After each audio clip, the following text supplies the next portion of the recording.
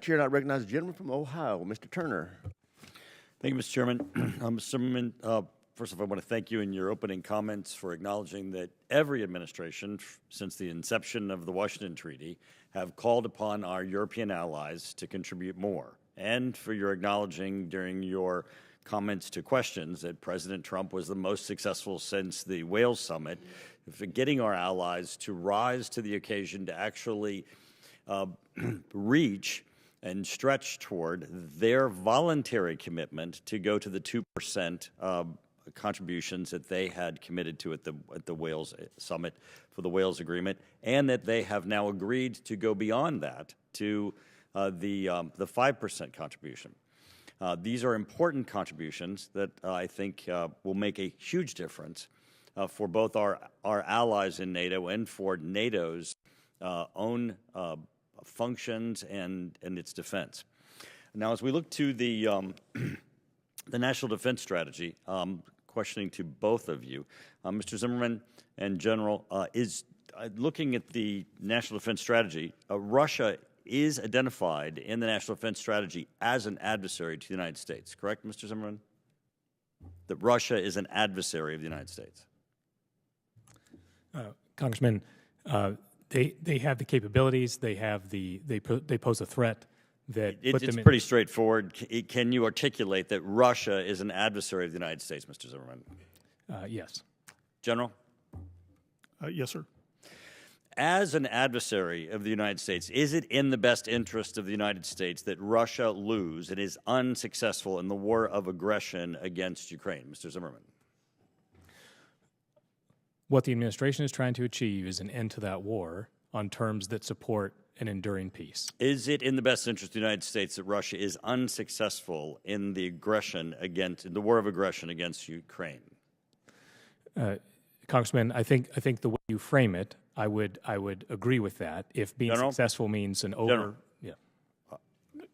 Congressman, it's not my role to determine the national interest in this way. That's definitely a policy question. So I'll defer to my policy teammate. Okay. It seems to me that in your testimony today that both of you, though, did acknowledge that NATO is important in supporting the United States' interest in deterring Russian aggression against United States interests. Mr. Zimmerman? Yes, sir. General? Yes, sir. Absolutely. I want to follow on to what the ranking member was saying earlier. General, in your written testimony on page 8, you go into the importance of our presence in Europe.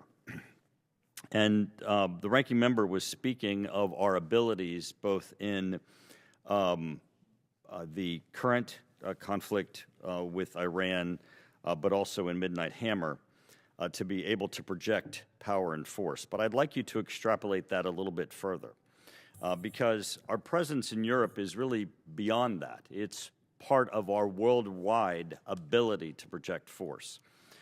From Europe, our forces are integrated both in our communications, in our sensing capabilities, in our ability to look at all of our adversaries, in our functions in Indo-PACOM, in our functions in even South America, when we look at even our Venezuela operations.